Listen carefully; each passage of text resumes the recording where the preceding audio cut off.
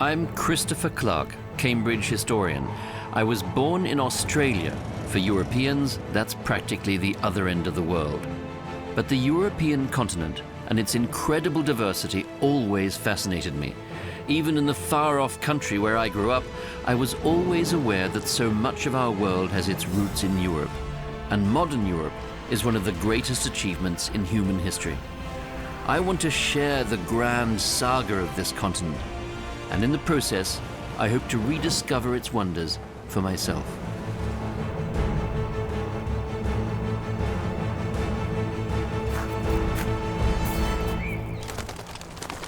Today's leg of my journey begins in Paris with a meeting that might surprise you. Does this lady here look familiar to you? Well, it's no wonder. She's the little Paris sister of Lady Liberty in New York. The French gave the Statue of Liberty to the Americans as a gift, in gratitude, it could be said, for America's role in inspiring the most important turning point in Europe's history. America had broken away from England. The American Declaration of Independence, which the Statue of Liberty holds in her arm, includes the lines, "All men are created equal, and they are endowed by their Creator with certain inalienable rights, including life, liberty, and the pursuit of happiness." In the fledgling United States, it seemed, freedom, equality, and progress reigned. 2 years before the French Revolution, self-determination and the liberty of humankind were written into the American Constitution. It was as if the utopias of enlightened political theory had sprung to life. Pennsylvania, 1777.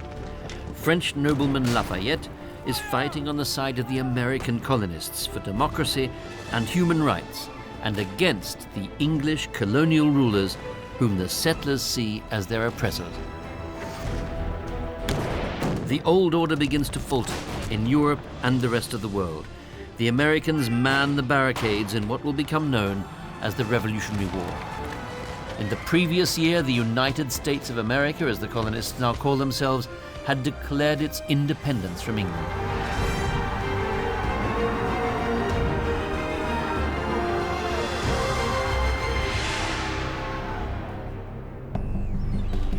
The Statue of Liberty in New York is still a symbol of freedom and democracy today. It was a gift from the French to the country that helped to spark a revolution in their own country. L'État, c'est moi. I am the state. That's how the kings of France think. The Palace of Versailles, just outside Paris, is a manifestation of absolutism and of the existing European order. Many European monarchs model themselves on French royalty. The monarch holds all executive power. There's no formal separation of powers into executive, judiciary, and legislature. All chains of command converge on one person in one place, Versailles. This is a society of orders with different rights and responsibilities, the clergy, the nobility, and of course the third estate encompassing the rest of society. Those at the top of the pyramid wallow in luxury, while the poor often go hungry. The days of absolutism were numbered. Have the courage to make use of your own reason. With these words, the Königsberg philosopher Immanuel Kant summed up the meaning of enlightenment.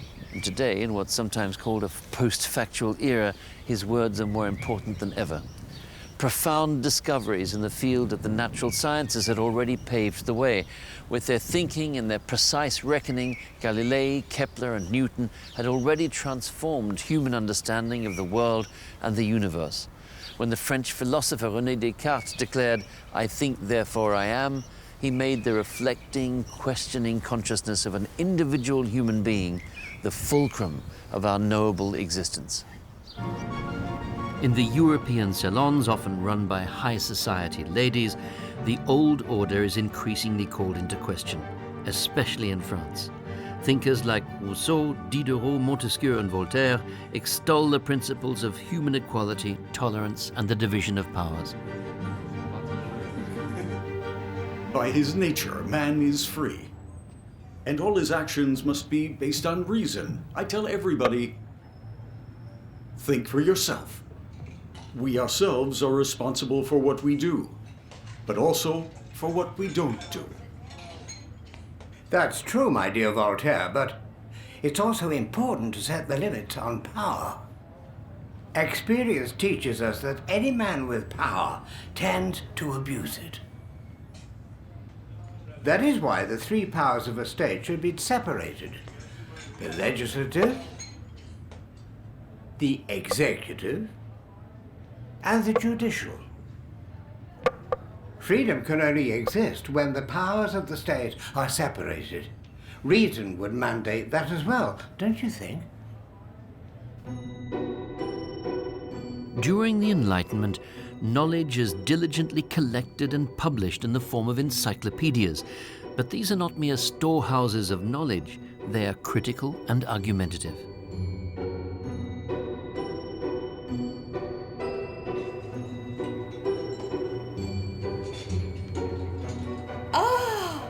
Monsieur Diderot, I'm glad you could make it today. Come with me. Here, I bring you the author of the encyclopédie that you hold in your hands. Oh, this here is a declaration of war against the king. And why is that? When man starts listening to the voice of reason, he will strangle the last king with the guts of the last priest.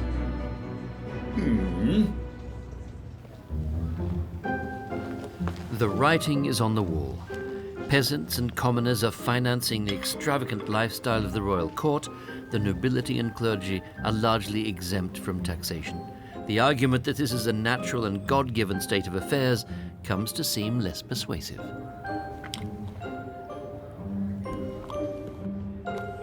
This is a menu from the court at Versailles. 20 courses were served, from jellied lobster and scallops in oyster sauce to morel soufflé and leg of hare. And while the nobles of Versailles reveled and feasted, the people in many parts of the country starved. The world of the court and the world of everybody else drifted apart. This was just one of the reasons why the French monarchy failed to make it through to the end of the 18th century. The fundamental problem was government debt. France has become the most populous country in Europe. 25 million people live here. Food is scarce and prices have spiked.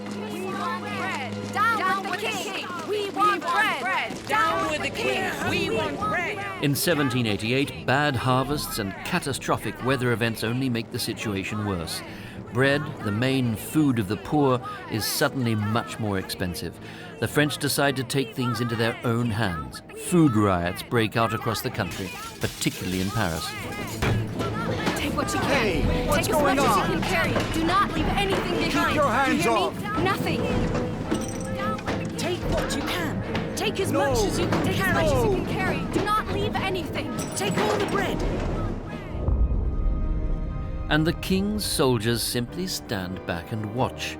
When order breaks down in the capital, they refuse to intervene against the revolutionaries. On the contrary, many side with the rebels because there is unrest in the army as well. By the late 1780s, there wasn't even enough money to cover monthly payments to the troops.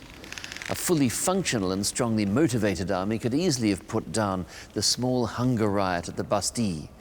But France no longer possessed an army loyal enough to do that. On the morning of the 14th of July 1789, an angry Parisian crowd storms the notorious state prison in the Bastille fortress. Their anger is directed at this symbol of the tyranny inflicted on them by the king and nobility. The revolutionaries demand freedom, equality, and brotherhood. But are these ideals really compatible with one another? Contention over this question will shape the course of the revolution.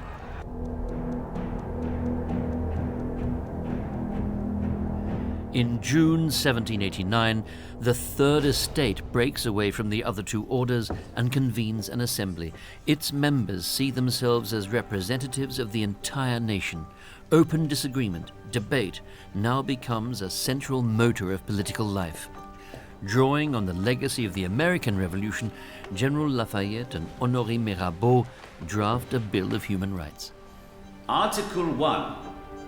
Men are born and remain free and equal in rights.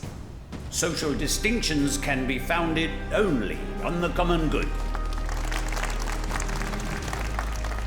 Article 2. The goal of any political association is the conservation of the natural and imprescriptible rights of man. These rights are liberty, property, safety, and resistance against oppression. Fearing that the revolution underway in France will threaten their security, the rulers of Prussia and Austria declare their military support for the French king. The armies marching to Paris in 1792 are stopped by French revolutionary forces in a battle at Valmy. Historical events begin to unfold at a breathtaking pace.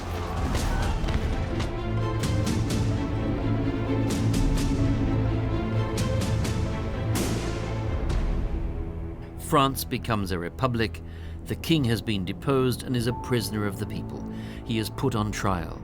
Both Louis XVI and his queen are beheaded by guillotine. France enters an era of profound political polarization and radicalization. The body count goes up.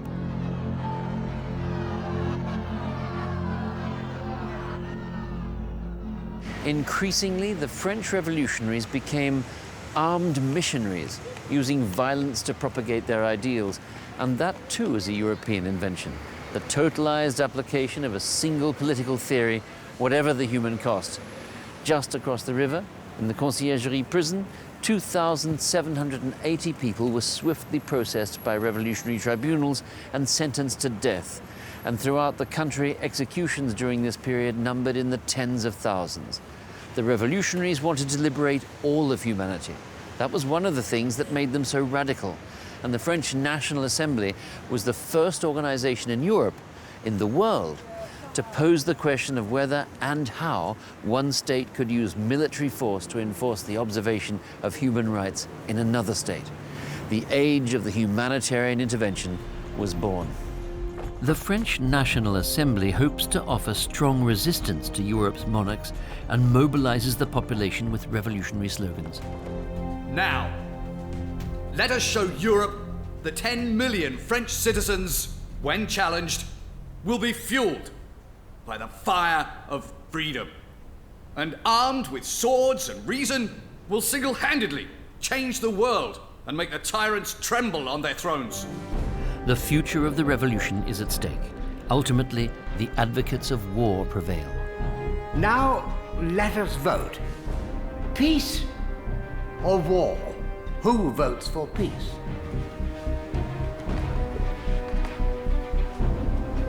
And war?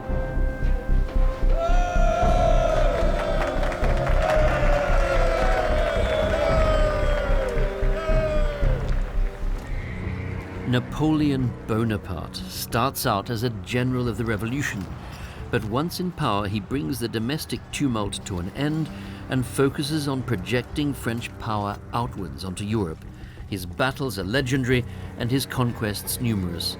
Napoleon plunges the continent into a state of constant war, and he leads his army from victory to victory. And then, Napoleon, a national hero at this point, names himself emperor. He is crowned in 1804. Napoleon casts himself as the successor to the Roman emperors, and especially to Charlemagne.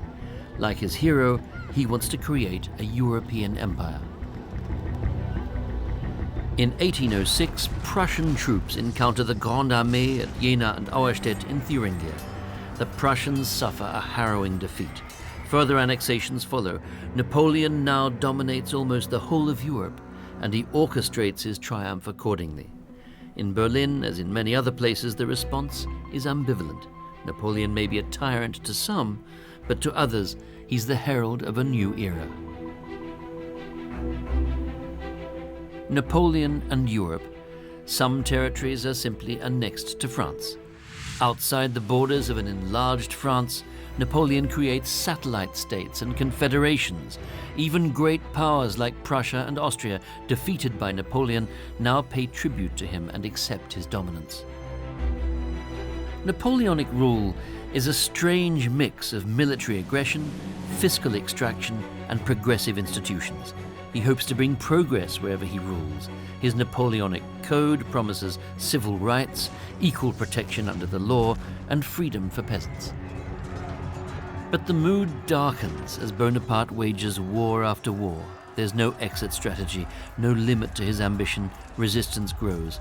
In 1813, the Battle of the Nations rages in Leipzig.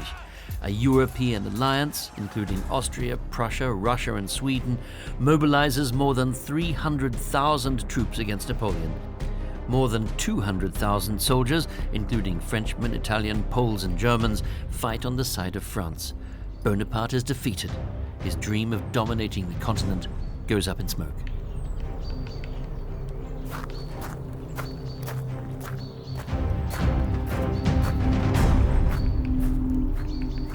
He may only have been 1.68 meters tall, but when it came to his sarcophagus, there was no such thing as too big. Here lie the mortal remains of Napoleon in 5 coffins, each nesting inside the other like a Russian doll, as though the French wanted to preserve their most important national myth for all eternity. Napoleon was one of the sculptors of modern Europe. His tools of preference were armies, legal codes, and administrative innovation. He was willing to use any means necessary to bring the nations of the old continent together as a family, united around and serving the motherland of human rights, France. He believed in open borders for people and goods and standardized weights and measures such as meters and kilos. And of course, the original standard meter on which all the others are based resides here in Paris. France as the measure of all things. The laws of France must extend to all the United Countries, from the Pillars of Hercules to the Kamchatka Peninsula, Napoleon is reported to have said. With Napoleon defeated and banished, new negotiations begin in Vienna. After 20 years of war, Austria, Russia, Prussia, and England are the victors. The objective is both to contain France and to block hegemonic projects by the other powers. France is invited to participate in a system that will come to be known as the Concert of Europe. The settlement hammered out in Vienna amidst a flurry of extravagant social events will define the future of Europe. Of course, the nations, the peoples as such, aren't involved in this process. They are objects to be acted upon, items on the negotiating agenda. The dynastic rulers view themselves as the guarantors of order in Europe. And the result is a security architecture that spans the continent. This is the final act of the Congress of Vienna. And here you can see the seals and the signatures of the statesmen who took part in the negotiations in Vienna. Here, Prince Metternich for Austria. Here, Talleyrand, French representative. And on this side, further significant figures, Hartenberg, Humboldt, and many others. The ultimate result of the Congress of Vienna, laid out in this final act, was in a sense the rebirth of Europe. Napoleon had a vision of a united Europe, of course, but it was a Europe united under his control and under French hegemony. The new Europe allocated more power to the peripheral empires of West and East. Great powers, Britain and Russia, were granted a stronger voice in determining the fate of the continent, a state of affairs that anticipated in some ways the later standoff between the United States and the Soviet Union. In the future, problems would be solved not by uncoordinated individual initiatives, but harmoniously through the so-called concert of powers. This, in some ways, very impressive and intelligent solution fell victim, like so many peace treaties, to the egoism of the most powerful states. One of Napoleon's unintended legacies was a surge in national feeling. Nothing galvanizes patriotic emotion like the experience of invasion and foreign domination. In May 1832, more than 20,000 people from Germany, France, Poland, and other countries gather at a palace in the Pfalz region of Western Germany. They call for a united Germany and a confederated Republic of Europe, as well as for freedom of the press, speech and assembly, and equal rights for women. Humbach is considered one of the cradles of modern democracy in Germany, and some see it as the birthplace of European unity. But the European vision was still formless and incoherent, and the old powers still dominated the continent. The kings and princes simply ignored the increasingly passionate demand for liberal reform.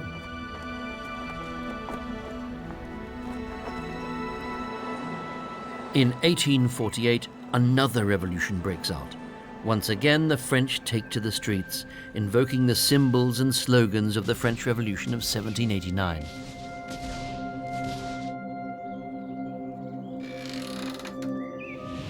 But unlike the French Revolution, the Revolution of 1848 spreads like wildfire across Europe at a breathtaking pace.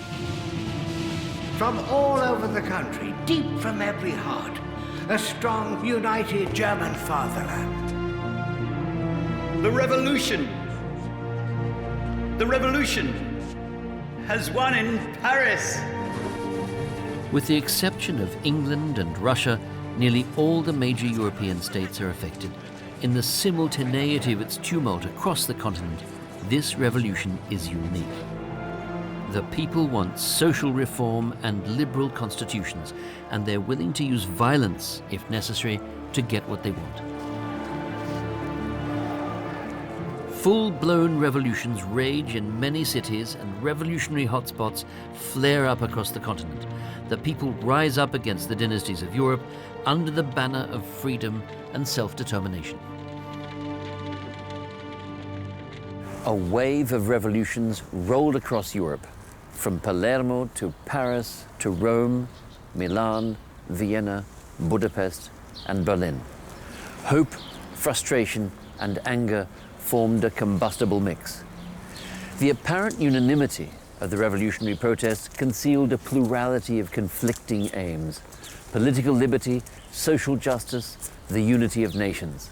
In Central Europe, national identity, the desire to be united in a common state, was at the center of the revolutionary movement. In Germany, for example, the first freely elected German parliament convenes at St. Paul's Church in Frankfurt. The focus is on uniting the nation.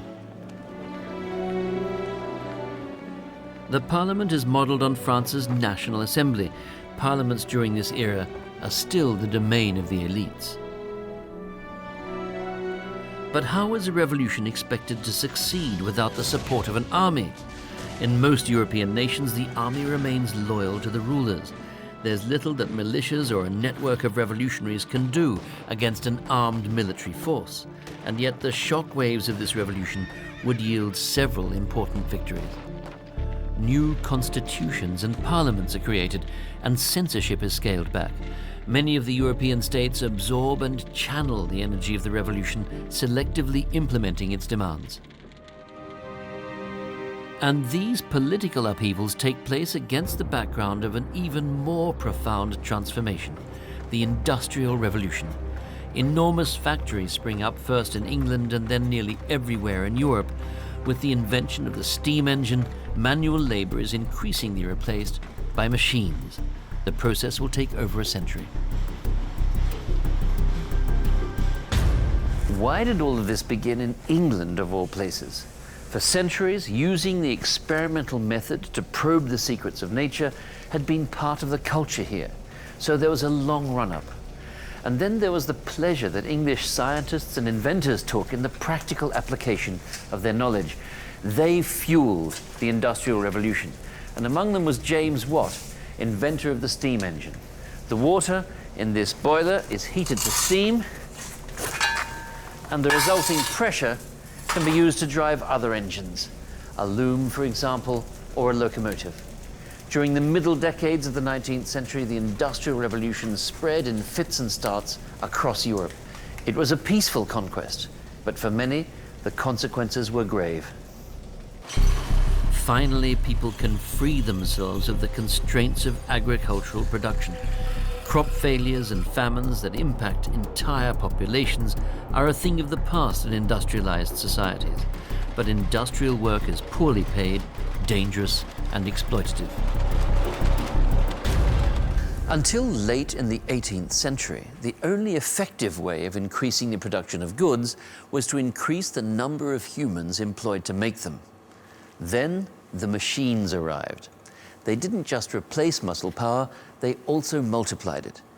In factories like this one, huge machines performed the labor of hundreds of human beings.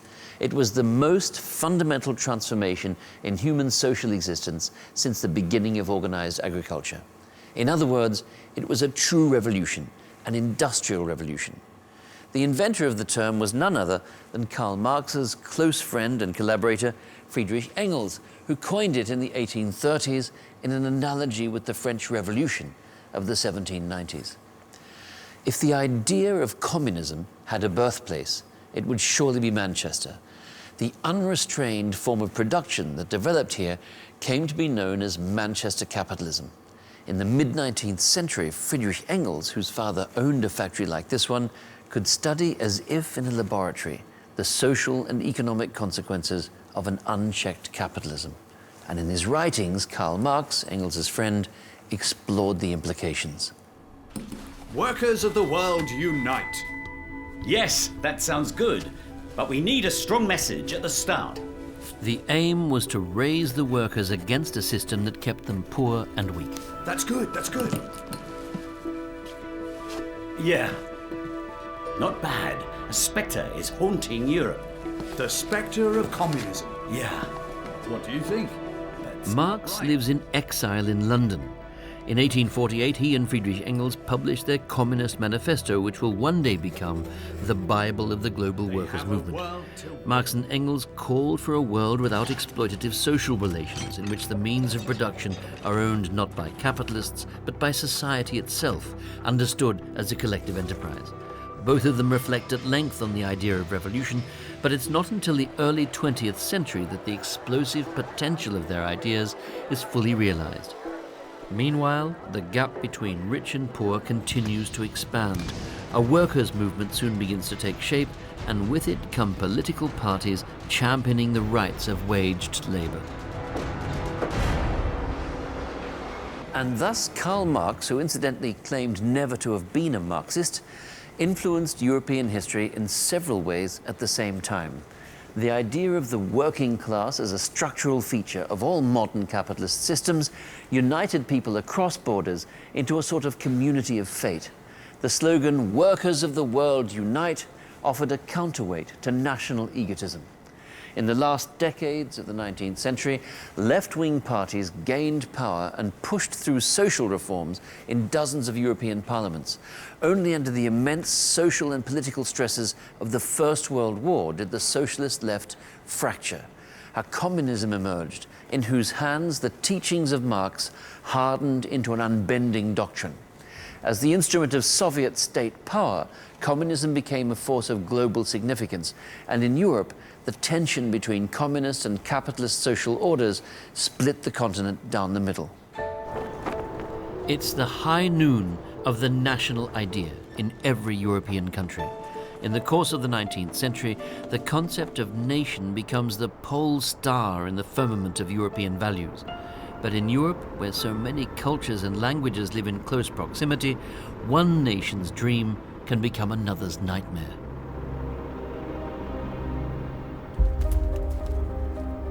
The leading monarchs of Europe are nearly all connected in the same gigantic clan network, and in 1913 many of them come together at the wedding of the German Emperor's daughter, Victoria Louisa, in Berlin.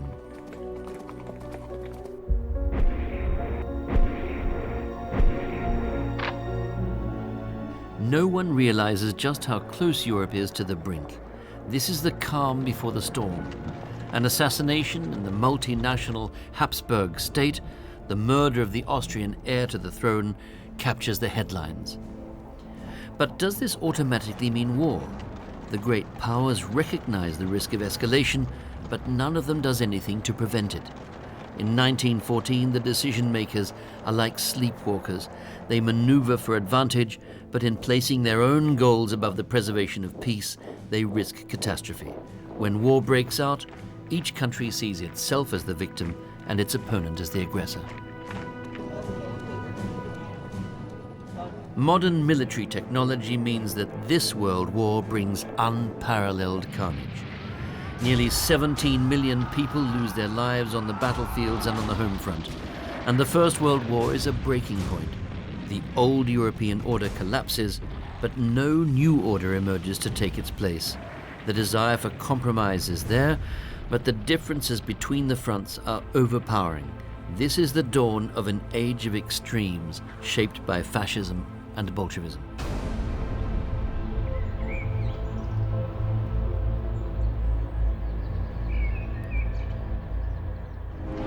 After the October Revolution in Russia, the Bolsheviks seize power. Vladimir Ilyich Lenin is the man of the hour. He keeps an iron grip on power and hopes that this Red Revolution will spread to the rest of Europe. Versailles, 1919. How can peace endure if Europe's two strongest powers play no role in the peacemaking process? Russia doesn't even send a representative to the European Conference at Versailles. And the German delegation is barred from participating in the negotiations.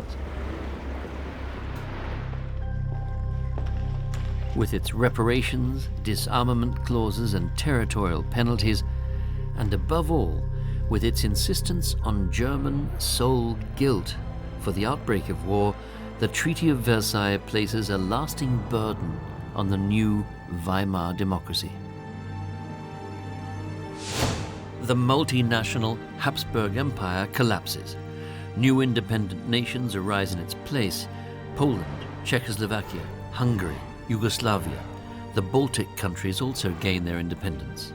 But the losers refuse to accept the new post-war order. Voices of protest grow louder, particularly from the right wing. Germany is being oppressed and robbed, they claim.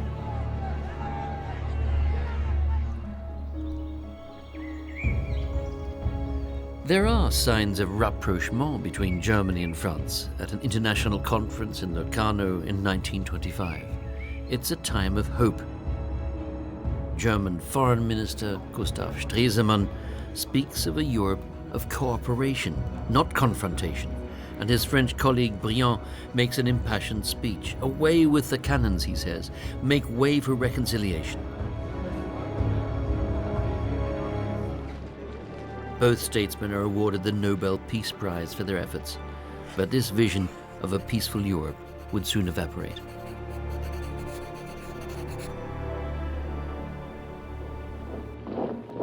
The National Socialists promised to liberate Germany, to restore the country to its former strength and independence. Hitler isn't interested in the balance of power. He wants unconditional domination of the continent. Attempts to appease the new German leadership fail. The Nazis intend to secure their objectives by force. Rearmament begins in earnest as soon as they take power.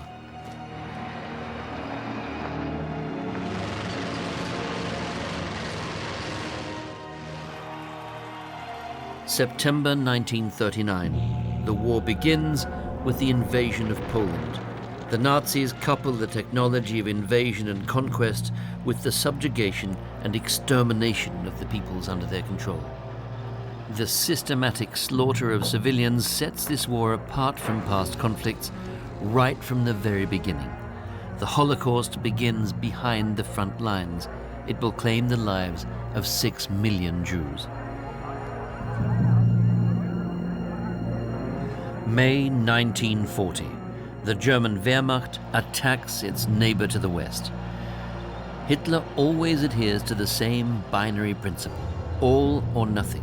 Germany will be a great power, or it will cease to exist, he declares in his book Mein Kampf, published years before he comes to power. With his victory secure, Hitler visits Paris. Among the sightseeing stops is Napoleon's tomb at the Dôme des Invalides. He plans to surpass even the French emperor's prowess as a military leader, but his memory of Napoleon's achievements is selective. He seems to have forgotten the fact that Napoleon's invasion of Russia proved the disaster that undid his empire. The Nazi ideology leads further into ruin.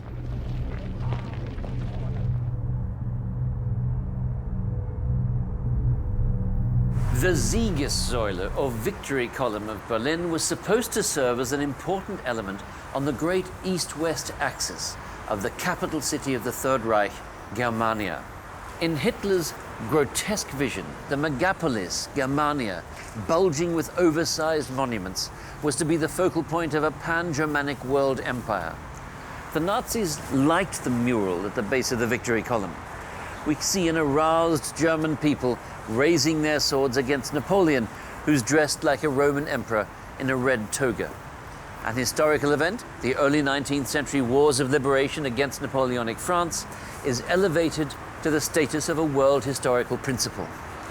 For the Nazis, the state was an obsolete concept. They thought in ethnic, racial, rather than political categories.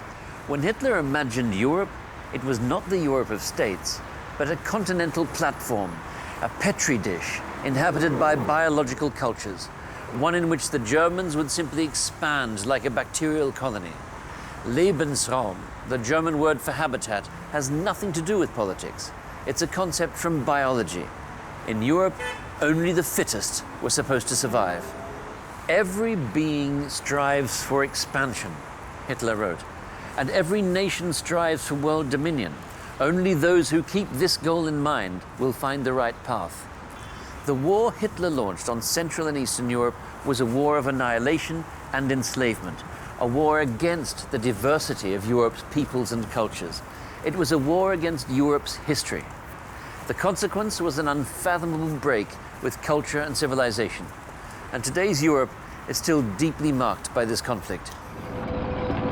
In June 1941 came the invasion of the Soviet Union, a campaign of unexampled extermination to expand Germany's territory to the east. The dictator wants to create a German Europe from the Atlantic to the Ural Mountains. The Second World War would cost 60 to 70 million human lives, the majority civilians. The Holocaust, millions of slaughtered Slavs, bombing campaigns, prisoner of war camps, refugees and displaced persons, the war left a traumatized generation in its wake.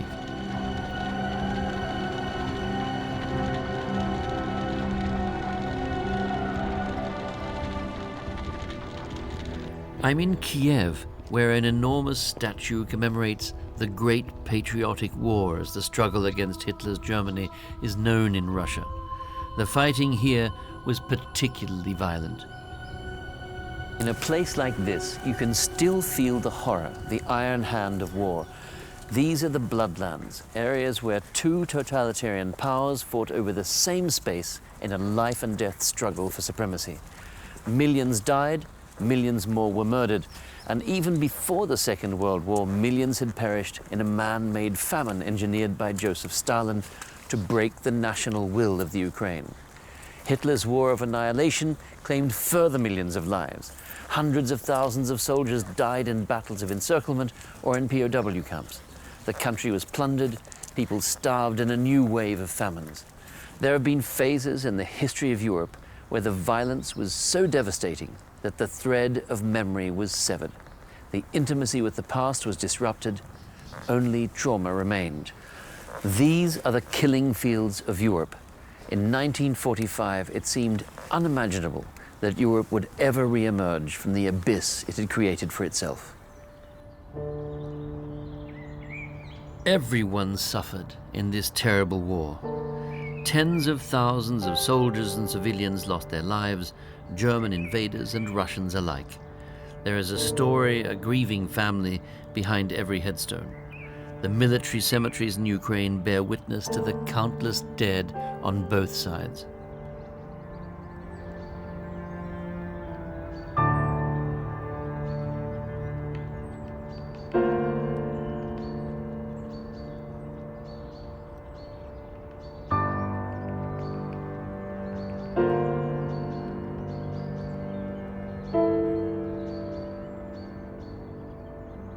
But the most terrible, the cruelest fate was suffered by the Jews. There was a campaign of extermination against the entire Jewish population of Kiev. And on this precise spot, the bloodiest mass shooting of Jews took place. If the name Auschwitz stands for industrial mass murder by the Nazis in gas chambers, Babi Yar, near Kiev, stands for the murder by shooting of tens of thousands of defenseless men, women, and children. Holocaust by bullet. On the 29th and 30th of September 1941, in this ravine near Kiev, 33,000 Jewish men, women, and children were shot. The Jewish population, whose roots here extended back for centuries, was annihilated by Hitler's henchmen. Babi Yar and Auschwitz, the nadir of the history of Europe, which had had such a high view of its own civilization. June the 6th, 1944, D-Day. The tides of war begin to turn. With the Allied attack on Normandy, the assault on Hitler's fortress Europe begins. The victorious powers want to put an end to the Nazi dictatorship once and for all. Never again should war originate from German soil, nor should one European power subjugate the others.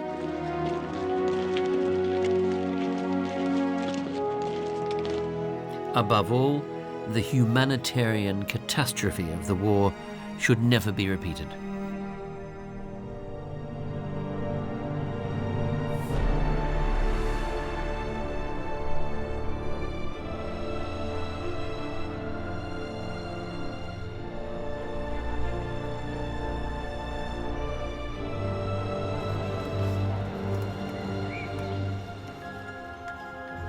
I'm standing in the old Jewish cemetery in Vienna.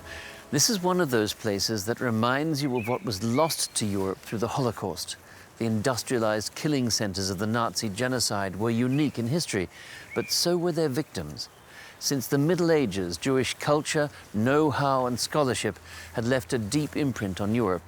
Heinrich Heine, Franz Kafka, Marcel Proust, Stefan Zweig, Sigmund Freud, Hannah Arendt, Felix Mendelssohn, Gustav Mahler, Marc Chagall, Albert Einstein. You could add countless further names. The Holocaust put a brutal end to this remarkable history of cultural symbiosis. Europe has never quite recovered from this act of self-mutilation. 0 hour. The war is over. The Nazis' attempt to dominate the continent ends in catastrophe. Huge swathes of Europe lie in ruins. Buildings will be rebuilt, but the trauma will remain.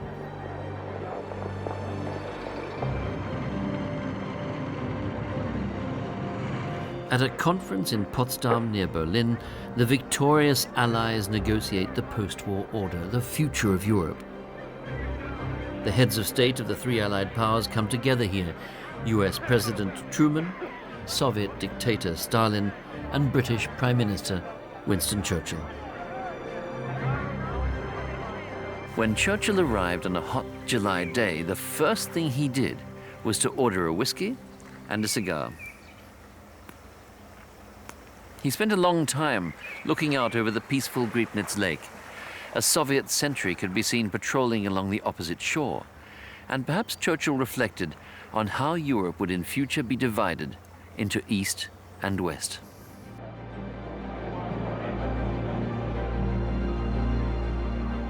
The Allies have won the war together, and together they want to work towards peace and to shape the future of Europe. But alliances rarely survive the wars they are created to fight. And now that their mutual enemy is defeated, the victorious Allies begin to discover their differences as they sit talking at this table. After this war, the preeminent position of the old European continent was a thing of the past. Moscow and Washington now called the shots in Europe and would do so in the decades to come.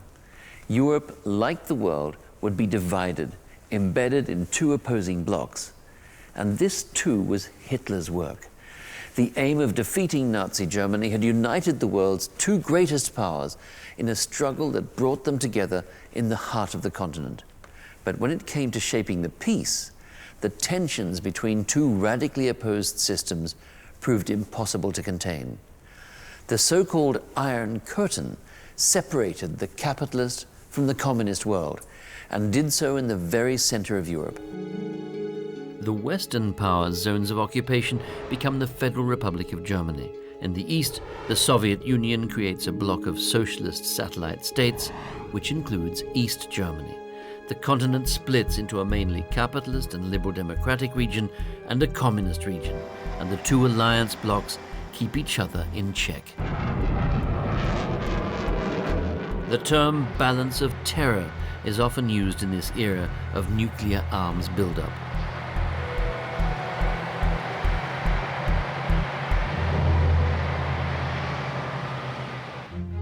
Meanwhile, in The Hague, European leaders take up an idea that failed to acquire traction between the two world wars, the vision of a Europe united in peace and freedom. We cannot aim at anything less than the union of Europe as a whole. Winston Churchill even floats the idea of a United States of Europe. This goes too far for many Europeans, but the heads of state managed to agree on the creation of the Council of Europe in Strasbourg. It's the precursor to the future European Community and to the EU.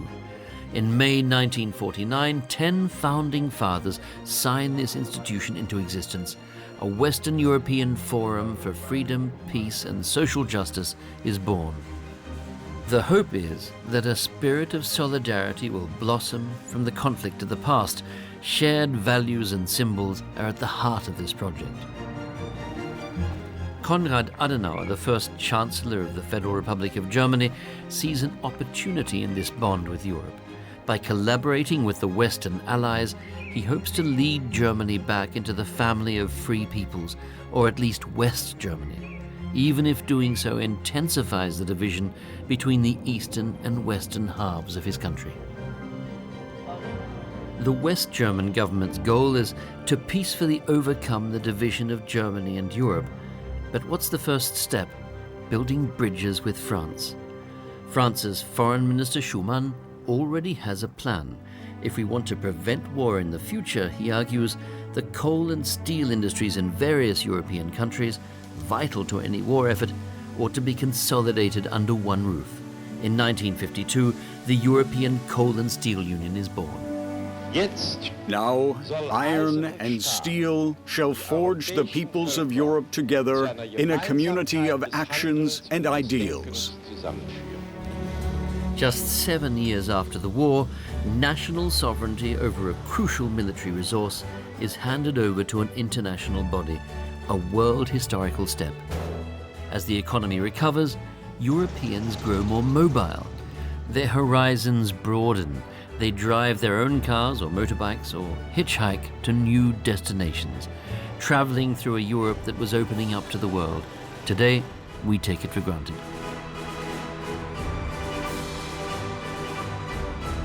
As early as the 1950s, some young Europeans are already calling for open borders. That's still a long way off at this point, particularly since a few early attempts at expanding the community fail. But the campaigners refuse to be deterred. And once again, all roads lead to Rome. The Roman Empire was one of the largest in history, and the EU would later become the world's largest trading power. In 1957, representatives of West Germany, France, Italy, and the Benelux countries come together in Rome to establish the European Economic Community. The EEC also results in closer political ties between the countries. It's open to new members and plans to expand its powers step by step, building the foundation for a shared future.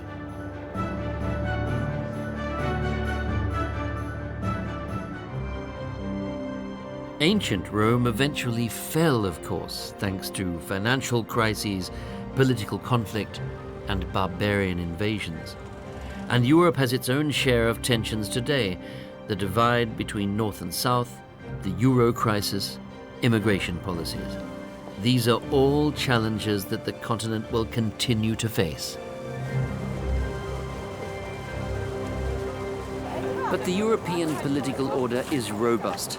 It's underpinned by long-standing common values, civil and political freedom, equality before the law, democracy, human dignity, and a rational view of the world. This order is now in danger. If Europeans really want to inhabit a common house, they will have to make it so strong that it can withstand storms and earthquakes, even those that come from within. This can be learned. And wasn't Europe always a continent that learned?